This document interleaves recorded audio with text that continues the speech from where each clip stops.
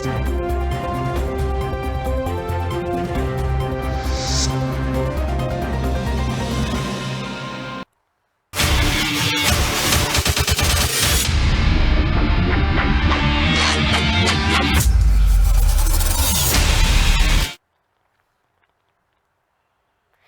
Welcome to reality check. ప్రస్తుతం మనతో పాటు ఉన్నారు senior political analyst Pentapati Pullarao గారు.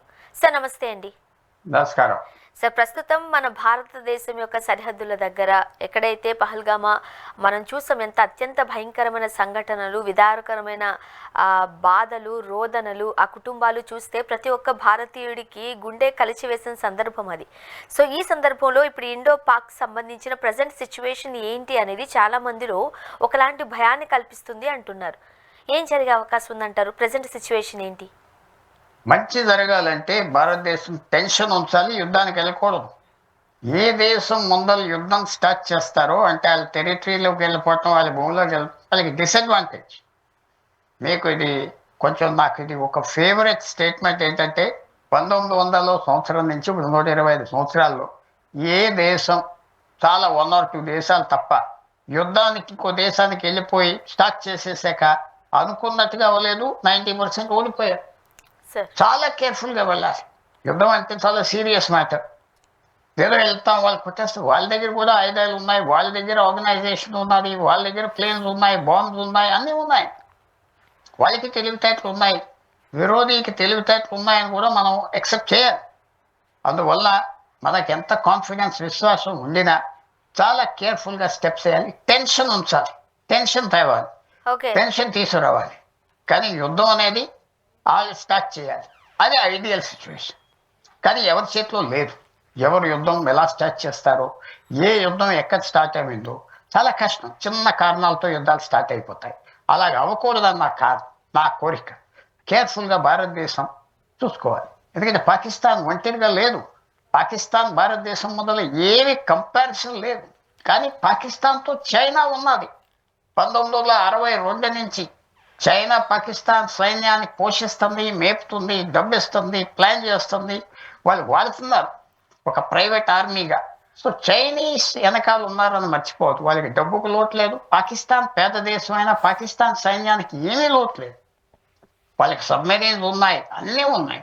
సో చాలా కేర్ఫుల్గా, వీరుడిలాగా మాట్లాడుతూ అందరికీ ఇష్టం, కానీ వీరుడిలాగా అక్కడ బయటికి రావటం చాలా కష్టం. సో కేర్ఫుల్గా జాగ్రత్తగా దిగాలి. కానీ సాధారణంగా ఇప్పుడు అక్కడున్న పరిస్థితులు మనకి చూసినప్పుడు ముఖ్యంగా వి వాంట్ రివెంజ్ అన్నట్టుగానే మన మాటలన్నీ ఉంటున్నాయి. అఫ్ కోర్స్ ఆ సిచ్యువేషన్లో ఉన్నప్పుడు మనకి అలానే అనిపిస్తుంది కూడా, అది కాదనలేని సత్యం.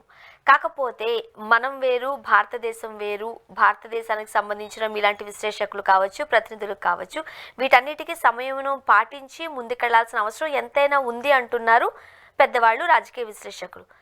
మీరు కూడా అదే అంటారా? కరెక్ట్. మనం ఆలోచించకుండా ఎలా దిగుతాం? ఒకసారి యుద్ధం స్టార్ట్ చేస్తే ఇప్పటి వరకు ఏ దేశమైనా ప్రపంచంలో భారతదేశం మీరు పోరాటం స్టార్ట్ చేయండి, మేము వెనకాల ఉన్నామని ఒక్కడే అనలేదు ఇప్పటి వరకు. ఏదో అక్కడ టెర్రరిజం జరిగింది, విచారం, అవన్నీ అలాంటి మాటలు అన్నారు అంతే. తర్వాత భారతదేశానికి మనతో మంచిగా ఉన్నారంటే వాళ్ళని, భారతదేశం ఇరుకులో పడిపోతే చాలామంది ఆనందపడతారు. బంగ్లాదేశ్, పాకిస్తాన్, చైనా, యూరోపియన్ దేశాలు, అమెరికా అందరూ ఆనందపడతారు. ఏ దేశాలు ఆనందపడరు? ఆశ్చర్యపోతారు. జపాన్, కొరియా, ఈ ఆసియాలో చైనీస్ని వ్యతిరేకించే వాళ్ళు, చైనీస్ నీరులో బ్రతికే వాళ్ళే భారతదేశానికి సింపతి చూపారు. మిగతా వాళ్ళకి ఏమవుతుందో చూద్దామని వస్తుంది. కాబట్టి చాలా కేర్ఫుల్గా అడుగులు వేయాలి. నేనేమనుకుంటున్నానంటే యుద్ధం అనేది సైన్యంలో ఒకటే కాదు, యుద్ధం కూడా మోస్ట్ ఇంపార్టెంట్ సైకలాజికల్ యుద్ధం. అది ఎలా చేయాలి? పాకిస్తాన్కి వెంటనే యుద్ధం కావాలి. మనం స్లోగా చేయాలి. వాళ్ళ పేషెన్స్ని ఓడగొట్టాలి, వాళ్ళని వదలకూడదు. యుద్ధం లేదు, పీస్ లేదు, అలాంటి సిచ్యువేషన్ తేవాలి. ఏమవుతుందో తెలియకూడదు. అవన్నీ చేయాలి. విరోధి బట్టి మీ ప్లాన్. అన్ని విరోధులకి ఒక ప్లాన్ ఉండదు కదా. పాకిస్తాన్ బలం ఏంటి? పాకిస్తాన్ బలం చైనా. పాకిస్తాన్ బలం ఏంటి? అక్కడ డెమోక్రసీ లేదు. ఎవరు పోతే పో అంటారు జనాన్ని, ఎవరు మాట్లాడటానికి వీలేదు. భారతదేశానికి డెమోక్రసీ, ప్రజలకు నెలలకి రేషన్ కావాలి, స్కాలర్షిప్స్ కావాలి, ఫ్రీబీస్ కావాలి, తినటానికి కావాలి, అన్నిటికీ కావాలి. ఆగుతారో ఒక నెల ఆగమనండి, 2 నెలలు ఆగమనండి. సోషల్ వెల్ఫేర్ ఎక్స్పెండిచర్ రెవల్యూషన్ వచ్చేస్తుంది భారతదేశం. అందువల్ల అది మనం అది జాగ్రత్తగా ఇవన్నీ ఆలోచించుకుని నా వ్యూ ఏంటంటే పాకిస్తాన్ ఒక స్లోగా చేసి యుద్ధాన్ని వదలకుండా వాళ్ళకి పీస్ లేకుండా చేయాలి. అంతేగాని మనం సైన్యం పంపించేసాం, ఇంతమంది ఉన్నారు, ఇన్ని ప్లేన్లు ఉన్నాయి, అదంతా పెరేడ్స్కి, రిపబ్లిక్ డే పెరేడ్స్ చూసి మీరు లంచనాలు వేయకూడదు. రష్యా పెరేడ్ చూస్తే అసలు ఎవరు రష్యాతో యుద్ధం చేయరు. అంత సరుకు వస్తుంది పెరేడ్కి. October 1, October 15. కానీ ఒక చిన్న యుక్రెయిన్ లాంటి దేశంతో అంటుకుపోయి 3 సంవత్సరాలు బట్టి ఊపిరి లేకుండా చచ్చిపోతుంది. సో ఇవన్నీ మనకు పాఠాలు. చాలా జాగ్రత్తగా యుద్ధం స్టార్ట్ చేయాలి. సార్ ఇప్పుడు ఏ దేశమైనా సరే యుద్ధం చేయాలి అని అనుకునే సందర్భం వచ్చేసరికి బలాబలాలు తేల్చుకోవాల్సిన అవసరం ఉంటుంది. అంటే మనను మనం పరీక్షించుకోవాల్సిన అవసరం ఉంది ఏ దేశానికైనా. ఇప్పుడు ఒకవేళ నిజంగానే యుద్ధం వస్తే పాక్తో పాటుగా ప్రయాణించే ఇతర దేశాలు ఏంటున్నాయి, వాళ్ళ బలాబలాలు ఏంటి, మన దేశం యొక్క బలం ఏంటి, బలహీనత ఏంటి, ముందు ఇది తెలుసుకుని కదా మనం స్టెప్ ఫార్వర్డ్ అవ్వాలి, కాదంటారు? కరెక్ట్ 100%. పాక్ ధైర్యం ఏంటి? 62 నుంచి చైనా అన్ని విధాలుగా ఇస్తాం. ఆర్మీ జీతాలు ఇస్తుంది. ఎక్స్టర్నల్ పబ్లిసిటీ అంటే ఇతర దేశాల్లో భారతదేశాన్ని అల్లరి చేయడానికి డబ్బు ఇస్తుంది. పాక్ సైన్యం జీతాలు ఇస్తుంది. పాక్కి ఫ్రీ ప్లేన్ ఇస్తుంది. పాకిస్తాన్కి ట్యాంక్స్ ఇస్తుంది, ప్లాన్స్ ఇస్తుంది, అన్నీ ఇస్తుంది. అది ఎక్కడా లేదు. వాళ్ళకి చేయవలసిన అన్నీ చేసి వాళ్ళు ఒకటే కండిషన్ చైనాకి, భారతదేశంతో విరోధం తగ్గించకూడదు, భారతదేశంతో పోరాడుతూ ఉంటారు. అలా చెప్పి మనతో వాణిజ్యం అంతా బాగా చైనీస్ చేసుకుంటారు. అది చైనీస్ పద్ధతి. అది చైనీస్ హిస్టరీలో ఈ 1000 సంవత్సరాల హిస్టరీ చైనా అలాగే ఉంటుంది. వాళ్ళకి సమ్రాట్లు ఉండేటప్పుడు అలాగే ఉన్నారు, కమ్యూనిస్ట్ నాయకులు ఉండేటప్పుడు ఇలాగే ఉన్నారు. వాళ్ళ పద్ధతి, వాళ్ళ కల్చరు, వాళ్ళ సంస్కృతి అది వేరు చైనా. నాకు అస్సలు పాకిస్తాన్ మీద, ఈ బంగ్లాదేశ్ మీద ఒక్క అరగంట కూడా ఆలోచించేది లేదు. వాళ్ళు మనకంటే మనకున్న క్యారెక్టర్లో 25% లేదు. అది చైనా ఉన్నది వాళ్ళు. చైనా తక్కువ అంచనా వేయకూడదు. చైనాకి భారతదేశం ఇరకల్లో పడిపోయి నాశనం అయిపోయి చాలా సంతోషపడతాం. సో అది మనం కేర్ఫుల్గా చూసుకోవాలి. కనపడేది పాకిస్తాన్, వెనకాల ఉండేది చైనా. ఎలా చేయాలి బాగా ఆలోచించుకొని చేయాలి. ముఖ్యంగా యుద్ధం అనేది వస్తే అగ్రరాజ్యమైన అమెరికా వంటి సపోర్ట్ భారతదేశానికి ఉండదంటారా? అసలు ఉండదు. వాళ్ళు మనకి అగ్రిమెంట్ లేదు కదా. వాళ్ళు ఎవరు ఆయుధాలు కొనుక్కుంటే వాళ్ళకి అమ్ముతారు. మనకి ఇంటెలిజెన్స్ కొద్దిగా ఇస్తారు. ఇంటెలిజెన్స్ షేరింగ్ అగ్రిమెంట్స్ ఉన్నాయి. అంటే వాళ్ళు శాటిలైట్స్ చెప్తాయి, అక్కడ ఉన్నాయి పాకిస్తాన్ ట్యాంక్స్, ఇక్కడ ఉన్నాయి, వాళ్ళు ఎలాగో చేస్తున్నారు, వాళ్ళు ఎలా చేస్తారు, ఆ సలహాలు ఇస్తారు, హెల్ప్ చేస్తారు. కానీ అంతవరకే చేస్తారా? అంతే అనుకుంటా. కొంచెం ముందరికి వెళ్తారా చూడాలి. వాళ్ళ ఇంట్రెస్ట్లో కూడా పాకిస్తాన్ మీద ఇప్పుడు అమెరికాకి ఫస్ట్ టైం వాళ్ళకి 40 సంవత్సరాల్లో పాకిస్తాన్ నుంచి వాళ్ళకి ఏమీ అక్కర్లేదు. 1980 నుంచి 2020 వరకు పాకిస్తాన్ మీద అమెరికా ఆధారపడేది. ఎందుకంటే ఆఫ్ఘనిస్తాన్కి వెళ్ళి అక్కడ యుద్ధం చేయాలంటే దారి పాకిస్తానే, ఇంకేదో రూట్ లేదు. దాని ముందర పాకిస్తాన్ ఏంటంటే అమెరికా సైడ్ ఉండేది రష్యా మీద. ఇప్పుడు ఆ అవసరం లేదు అమెరికాకి. పాకిస్తాన్ అసలు మ్యాప్లో లేదు, పాకిస్తాన్ కన్సిడరేషన్లో లేదు. అది ఒక గొప్ప యాసెట్ భారతదేశం, గొప్ప యాసెట్. అది అమెరికా ఎలా చేస్తుంది, మన ఎంత ఫ్యూచర్ మనం చెప్పలేం. ఎవరో మీద ఆధారపడి మాత్రం యుద్ధానికి దిగకూడదు. మీ మీదే మీరు ఆధారపడి దిగాలి. అదే చేస్తుంది భారతదేశం అని నేను భావిస్తున్నాను. ప్రస్తుతం మన భారతీయులందరికీ రివెంజ్ తీర్చుకోవాలనే బలమైన కోరిక పుట్టింది కాబట్టి, ఎందుకంటే అక్కడ ఉన్న పరిస్థితులు ఆ విధంగా మనల్ని ప్రేరేపిస్తున్నాయి కాబట్టి, మరోపక్క నదీ జలాలు, సింధు నదీ జలాలు ఆపేశామన్నారు, దౌత్య సంబంధాలు కటాఫ్ చేసుకున్నామన్నారు. ఈ నేపథ్యంలో యుద్ధం వచ్చే అవకాశాలు ఎక్కువగా కనిపిస్తున్నాయి అంటున్నారు. నిజమేనా? యుద్ధం వచ్చే అవకాశం ఎక్కువ పర్సెంటేజ్ ఉంది అంటారా? యుద్ధం వచ్చే అవకాశం ఉన్నది కానీ పర్సెంటేజ్ అప్పుడే చెప్పలేం. పాకిస్తాన్కి ఇది ఒక పెద్ద ఇష్యూ ఉంది, అది ఆప్ చేస్తున్నామని. అది యుద్ధ డిక్లేర్ చేశారు భారతదేశం అన్నారు. సో వాళ్ళు ఇప్పుడు స్టెప్ తీసుకోవాలి. మనం యుద్ధం డిక్లేర్ చేసామంటే వాళ్ళు ఏదో చేయాలి కదా. వాళ్ళు ఏదో సిమ్లా అగ్రిమెంట్ 1972లో సంతకం పెట్టిన కాగితం ఎవరికి తెలియని కాగితం చెప్పేసామంటున్నారు. అది ఎవరికి అక్కర్లేదు. ఇప్పుడు మేము మీ నీరు ఆఫ్ చేస్తామన్నాం, అగ్రిమెంట్ లేదన్నాం. ఏం చేస్తావు చూడాలి, వాళ్ళు ఏం చేస్తారు చూడాలి. వాళ్ళది స్టెప్. వాళ్ళు ఏం చేస్తారో చూడాలి. అంటే మనం వాళ్ళని రెచ్చగొట్టాలి. ఫస్ట్ మన మీద రాయి వేయమని మనం రెచ్చగొట్టాలి వాళ్ళు. అది స్ట్రాటజీ. వాళ్ళు రెచ్చగొట్టి వాళ్ళు దొరికిపోతారు. మనం తొందర పడిపోయి ఆడేడో తిట్టాడు వీడు తిట్టాడు అనుకుని వీధి పోరాటంలాగా వెళ్తే మాత్రం మనం అసహ్య పరిస్థితిలో పడతాం. భారతదేశానికి నేను చెప్పేదానికంటే మన దగ్గర చాలా మేధావులు ఉన్నారు ఆర్మీలో అని నేను భావిస్తాను. మిలిటరీలో అన్నిట్లో ఉన్నారు. ఫస్ట్ రాయి వాళ్ళు వేయాలి. హ్మ్. పాకిస్తాన్ ఫస్ట్ రాయి వాళ్ళు వేయాలి, మనం వేయకూడదు. ఇప్పుడు నీరు ఆఫ్ చేసామన్నాం, ఏదో రక్తం గిక్తం అన్నారు, ఇవన్నీ చూపెట్టమని చెప్పాలి, చేయమని చెప్పాలి. అది చూడాలి. మన ఊరుకునే కోపం రెవెంజ్ మనకంటే అమెరికా పెద్ద దేశమే కదా, చాలా పెద్ద దేశం కదా అమెరికా. హ్మ్. వియట్నాంతో యుద్ధం ఓడిపోయింది. దాదాపు 50,000 మంది 1,00,000 మంది అమెరికన్స్ చచ్చిపోయారు వియట్నాంలో. కానీ 1 సంవత్సరంలో వాళ్ళతో స్నేహం అయిపోయారు. ఆఫ్ఘనిస్తాన్ తాలిబాన్తో 20 సంవత్సరాలు యుద్ధం చేసింది అమెరికా, 2001 నుంచి 2021 వరకు. ఇప్పుడు కలిసిపోయారే. వాళ్ళ బిల్స్ అంతా అమెరికాయే కడుతుంది. అంటే ఏంటి అంటే డబ్బు కట్టగానే వాళ్ళ మీద ప్రభావం వస్తుంది కదా, పలుకుబడి వస్తుంది కదా. అమెరికా పలుకుబడి సంపాదించుకున్నది వాళ్ళ మీద. అందువల్ల ఇది తప్పకుండా ఒక ఇంట్రెస్టింగ్ సిచ్యువేషన్. భారతదేశం బలంగా ఉండిన చైనా ప్లస్ పాకిస్తాన్ బలం విశేషమైన బలం. అది అంచనా తక్కువ వేసిన వాళ్ళు దెబ్బతింటాం. భారతదేశానికి ఒక పక్కన 2 ఫ్రంట్ వార్ అయిపోయింది. చైనా చూసుకోవాలి, పాకిస్తాన్ చూసుకోవాలి. 7,000 కిలోమీటర్. బంగ్లాదేశ్ మనకు స్నేహంగా లేదు, నేపాల్ స్నేహంగా లేదు.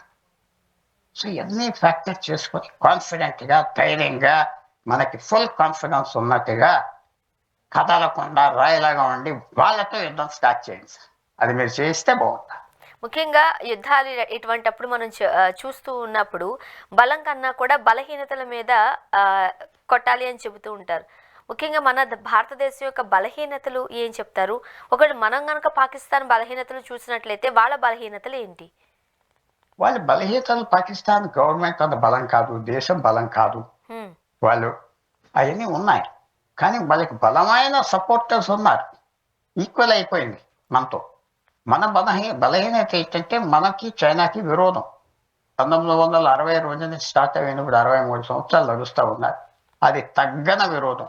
పొద్దున్న సూర్యుడు 6 గంటలకు ఎలాగ వస్తాడో చైనాతో విరోధం అలా తగ్గదు.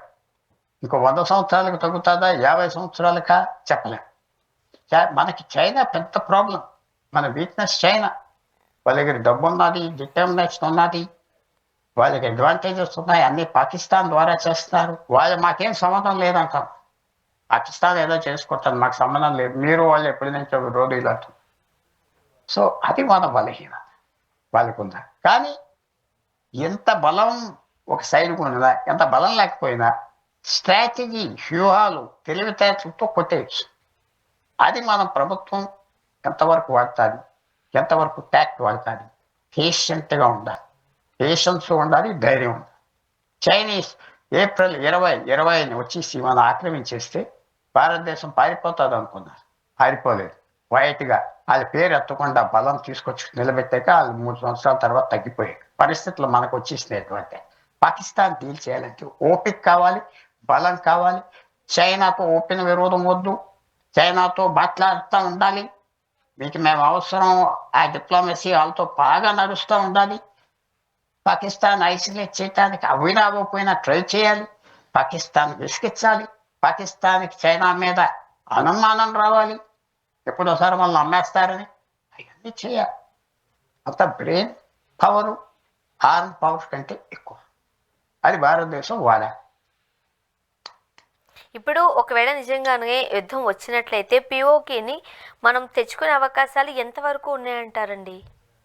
ఒకసారి యుద్ధం స్టార్ట్ అవ్వక పిఓకేలో చైనా ఎలాంటి ఆయుధాలు పెట్టింది, ఎలాంటి బంకర్స్ పెట్టింది, ఎలాంటి భూమి ట్రాప్స్ పెట్టారు, ఎలాంటి షాక్స్ ఉన్నాయి, ఎలాంటి డ్రోన్ ఆర్మీస్ ఉన్నాయి మనకు తెలియదు కదా. అప్పుడు తెలుస్తుంది కదా. ఆఫ్టర్ ఆల్ పహల్గామ్లో రోజుకి 3,000 మంది వెళ్తా ఉంటే మీరు ఒక పోలీసులను కూడా పెట్టలేదే అక్కడ. అంత ఫెయిలియర్ అయిన చోట అంతమంది మనం ఒక కానిస్టేబుల్ కూడా లేడు, మాకు తెలియలేదు అంటున్నారు మన వాళ్ళు. అది ఒప్పుకున్నారు హోమ్ మినిస్టర్, పెద్ద ప్రాబ్లం, పెద్ద మిస్టేక్ అయిపోయింది. అలాంటి టైంలో మళ్ళీ ఎన్ని లోపాలు ఉన్నాయో నాకు తెలియదు కదా, ఎవరికి తెలియదు కదా. సో అందువల్ల మనం చాలా కేర్ఫుల్గా, బలంగా, కాన్ఫిడెంట్గా ఉండి ఓపిక్గా ఉండాలి. రెచ్చిపోతే మనం ఓడిపోతాం. అంటే ఓపిక్గా ఉండాలి. సార్ ఇప్పుడు అది చాలా సెన్సిటివ్ ఏరియా అనేది మనందరికీ తెలిసిన విషయమే. అలాంటి దగ్గరికి టెర్రరిస్టులు గన్లు వేసుకుని లోపలికి ఎలా ప్రవేశించగలిగారు? మన భద్రతా దళాలు ఏం చేస్తున్నాయి? అసలు అక్కడ కాపలా కాసేవాళ్ళు ఉన్నారా లేదా? ఇలా రకరకాల ప్రశ్నలు ఉత్పన్నమవుతున్న నేపథ్యంలో మనం కూడా ఒకసారి అసలు ఏం జరిగింది, తప్పిదో మన వైపు నుంచి ఎక్కడ మిస్టేక్ అని ఉండేది అని చూసుకోవాల్సిన అవసరం ఉంది అంటారా? 100% ఉన్నారు. ఇది ఒక పెద్ద ల్యాబ్స్. ఇంత ల్యాబ్స్ ఎక్కడా లేదు. వాళ్ళు 30 మందినే చంపారు. 2,000 మంది ఉన్నారు అక్కడ. వాళ్ళు ఇది క్యాలిక్యులేటెడ్గా తక్కువ మందినే చంపారు. అలా చేయాలి. చాలా సీరియస్ ల్యాబ్స్. యాక్షన్ తీసుకుంటారు. మొన్న మీటింగ్ హోమ్ మినిస్టర్ అందరిని పిలిచారు కదా, ఆపోజిషన్ నాయకులు అందరిని పిలిచి ఆయన చాలా గొప్ప మాట అన్నారు. చూడండి, ఎవరో పెట్టారు, అంతా మీ తప్పే కదా, మీరే చేశారంటే అందుకునే మీటింగ్ పిలిచా, తప్పు జరిగిపోయింది కాబట్టి మీటింగ్ పిలిచా, మీరు సలహాలు తీసుకోవాలి, ముందరికి వెళ్ళాలా. ఫినిష్. తెలివితేటలుగా ఒప్పుకున్నారు. ఇంకా కాంట్రవర్సీ లేదు. ఆ పొరపాటు అంత సీరియస్ పొరపాటు అయిపోయింది. అంతమంది సైనికులు ఉండి, అంతమంది ఉండి ఇలా కళ్ళు మూసుకుని సెక్యూరిటీ ఇవ్వకుండా చేశారంటే, ఇది మిగతా ఏరియాస్లో కూడా ఇంత ప్లానింగ్ లేకుండా ఉంటే సైన్యం ఏమైపోతుంది? యుద్ధానికి వెళ్ళిపోదాం అంటున్నా. ఏమున్నా ఏం లేదో మనకు తెలియదు. ఇది బయటకు వస్తాయి. యుద్ధం స్టార్ట్ అయ్యాక లోపాలు బయటకు వస్తాయి, బలాలు బయటికి రావు. ముఖ్యంగా ఈ సిచ్యువేషన్లో ఉన్నప్పుడు ఇంటర్నేషనల్గా మన భారతదేశంపై ఎలాంటి ఒత్తిడి ఉండే అవకాశం ఉందంటారు? లేదంటే ఇతర దేశాలు మనపైన ఏమైనా ఒత్తిడి తెచ్చే అవకాశాలు ఏమైనా ఉన్నాయా? ఏం తెచ్చే అవకాశం లేదు. ఏం ఒత్తిడి తీసుకొస్తారు? యుద్ధం చేయొద్దని ఎవరు చెప్పరు. మీకు అది గమని చెప్తున్నా. ఒక పెద్ద దేశం యుద్ధానికి వెళ్ళిపోతున్నారంటే అందరూ చూస్తారు, పోనీ అని. వాళ్ళు బలహీనం అయిపోతే మనం బలం అవుతాం. భారతదేశం దెబ్బతినేస్తే యూరో బలం వస్తారు. ఇవన్నీ స్పెక్యులేషన్స్, కరెన్సీస్, గోల్డ్ ప్రైస్ పెరిగిపోతుంది యుద్ధం స్టార్ట్ అవగానే. సో గోల్డ్ ఎక్కువ కొనుక్కుంటారు. చాలా కనపడిన కెరటాలు ఎన్నో ఉంటాయి. మీకు కనపడేది ఓన్లీ 10%. ఎన్నో ఇంట్రెస్ట్ ఉంటాయి, ఎవరికి కనపడదు. ఈ 2 సైడ్స్కి ఆయుధాలు అమ్మే కంపెనీలు ఉన్నాయి, 2 సైడ్స్కి. సో ఎవరి తరఫున ఉన్నారు వాళ్ళు? అందువల్ల మనం కేర్ఫుల్గా దిగాలి, పేషెన్స్తో ఓడించాలి. ఇంకా పేషెన్స్ కావాలి, ఇంకా ఆలోచన కావాలి, ఇంకా ధైర్యం కావాలి. ఇంకా ప్రజలు కూడా రెడీ చేయాలి. భారతదేశం ప్రజలు రెడీగా లేరు, అది మాత్రం చెప్పాలి. ప్రజలకి ఇది భారతదేశం అంటే నీకు రాజ్యాంగం కావాలి, అన్నీ కావాలంటే దేశం స్ట్రాంగ్గా ఉండాలి. స్ట్రాంగ్గా ఉండాలంటే ఇప్పుడు అందరం మనం పని చేయాలి, అవన్నీ చెప్పాలి, ఎడ్యుకేషన్ చేయాలి. చాలా తక్కువగా ఉన్నదని భావిస్తుంది. ముఖ్యంగా సార్ ఇప్పుడు నదీ జలాలు ఆపేసామని అన్నారు, దౌత్య సంబంధాలు నిలిపివేశారు. ఒక 2-3 రోజుల్లో ఎవరైతే మన ఇండియాలో పాక్ వాళ్ళు ఉన్నారో వాళ్ళు వాళ్ళ దేశానికి తిరిగి వెళ్ళిపోవాలి. అలానే పాకిస్తాన్లో ఉన్న భారతీయులు కూడా వెంటనే తిరిగి వచ్చేయాలని చెబుతూ ఉన్నారు. సో ఇప్పుడు వీటన్నిటికన్నా కూడా నదీ జలాలు, సింధు నదీ జలాల యొక్క ఫ్లో ఆపేయడం పాకిస్తాన్కి చాలా నష్టం కలిగించే అంశం కాబట్టి అక్కడ కొన్ని సోషల్ మీడియాలో మనం చూస్తూ ఉన్నాం, వాటర్ ఆపేస్తే బ్లడ్ ఫ్లో పెరిగిపోద్ది అని. ఎలా చూడాలంటారు ఈ మాటల యుద్ధాన్ని? నదీ జలాలు ఆపేస్తే పాక్ ఎటువంటి చర్యలు తీసుకునే అవకాశం ఉందంటారు? అది కూడా బ్లఫ్. వాళ్ళు చేయరు. యుద్ధం ఎవరు స్టార్ట్ చేస్తారో చూడాలి. నేను ఇందాక నుంచి ఏమంటున్నా, అవును, యుద్ధం ఎవరు స్టార్ట్ చేస్తారు చాలా ముఖ్యం. అందువల్ల వాళ్ళు ప్రెషర్ తీసుకొస్తారు, ఏదో చేస్తారు, కానీ దీని గురించి ప్లేన్లు పంపించి బాంబు చేస్తారా? చేయరు. ఎంత రెచ్చగొట్టినా చేయరు. ఆ గవర్నమెంట్ అంత ఈజీగా ఈ ట్రాప్లో పడదు. యుద్ధం వాళ్ళు స్టార్ట్ చేస్తే వాళ్ళకి చాలా పెద్ద షాక్ వస్తారు. వాళ్ళ సపోర్టర్స్ కూడా వెనక్కి వెళ్ళిపోతారు, చైనా వాళ్ళు అందరూ. సో ఇది పెద్ద స్టెప్. నీరు ఆఫ్ చేయడం ఎప్పుడు చేయలేదు భారతదేశం. 1960 నుంచి ఎన్ని యుద్ధాలు పాకిస్తాన్తో చేసినా నీరు అలా ఎదనిచ్చాం. వాళ్ళు ఏదో లెక్క అనుకున్నారు, ఇది ఆ లెక్క లేదు మీకని మాత్రం ఇవాళ చెప్పాను. ఇదంటే ఓ 20 సంవత్సరాల పార్క్ నీరు లేకుండా ఉండదు. ఒక 3-4 సంవత్సరాల్లో ఆల్టర్నేటివ్ అరేంజ్మెంట్స్ చేసేసుకుంటారు. ఈ నదులు ఎక్కడి నుంచి వస్తున్నాయి నీకు తెలుసు కదా, భారతదేశంలో కాదు, చైనా నుంచి వస్తుంది. అది మీరు మర్చిపోవద్దు. ఆల్టర్నేటివ్ రూట్స్ చేసుకుంటారు సమయంతో. కానీ 3 సంవత్సరాలు, 5 సంవత్సరాలు, 6 సంవత్సరాలు పెద్ద టెన్షన్ వాళ్ళకి.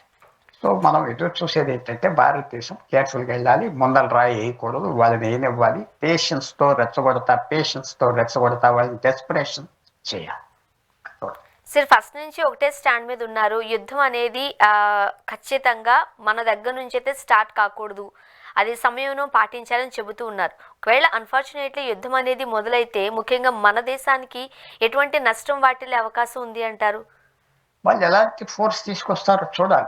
వాళ్ళు చైనా ఎలాంటి సప్లై చేసింది, కనపడకుండా ఏమేమి ఉన్నాయి, వాళ్ళు మనం అక్కడికి వెళ్ళటం బెటరా, మన పాకిస్తాన్ కాశ్మీర్కి వెళ్తే అక్కడ ట్రాప్ చేస్తారా, పట్టేస్తారా, ఇవన్నీ చూడాలి. సో అందుకనే నా వ్యూ ఏమిటంటే వాళ్ళు స్టార్ట్ చేస్తే వాళ్ళ బలబలాలు తెలుసుకోవాలి, వాళ్ళ బలబలాలు తెలుస్తాయి, వాళ్ళ వీక్నెస్ తెలుస్తాయి. మన దగ్గర ఇనఫ్ బలం ఉన్నది ఆప్ చేయడం. డిఫెన్స్ చాలా ఈజీ, ఒఫెన్స్ చాలా కష్టం, సార్, చాలా కష్టం. అందువల్ల అది జ్ఞాపకం పెట్టుకోవాలి. సో మీరు అన్నట్టు చాలా క్లిష్టమైన పరిస్థితుల్లో ఉన్నాం, ఆచితూచి అడిగేయాల్సిన అసలు పరిస్థితి ఉంది. చూద్దాం సార్ ఏం యుద్ధం- జరగబోతుందో. యుద్ధం అనగానే ఇట్స్ నాట్ పిక్నిక్ కాదు ఇది. సార్, ఇది చాలా సీరియస్ మ్యాటర్. ఒక కార్గిల్లో 2002-1 1000 మంది చచ్చిపోయారు భారతీయులు. 1000 మంది ఒక కొండ కోసం. ఎంత ఘోరమైన నష్టం అది, ఒక కొండ కోసం కార్గిల్. సో ఇది ఎలా జరుగుతుంది మనం చెప్పలేం. అందరూ ఏమంటారంటే ఓ మీరు నమ్మకం లేదు. నాకు బాగా పూర్తి విశ్వాసం ఉన్నది భారతదేశం ఆర్మీ మీద. కానీ అది కేర్ఫుల్గా వాడుకోవాలి, కేర్ఫుల్గా ప్లాన్ చేయాలి. ఏదో ఊరుకున్న రష్ అయిపోయి ఒక ధర్నా కాదు ఇది, అది చెప్తుంది. ఇది యుద్ధం చాలా సీరియస్ అఫేర్, సీరియస్గా తీసుకోవాలి. చూద్దాం సార్ ఏం జరగబోతుందో. థ్యాంక్ యూ సో మచ్ అండి, మీ అభిప్రాయాలు పంచుకున్నారు. Thank you very much sir. Thank you. ఇది వాళ్ళ రియాలిటీ చెక్. Stay tuned.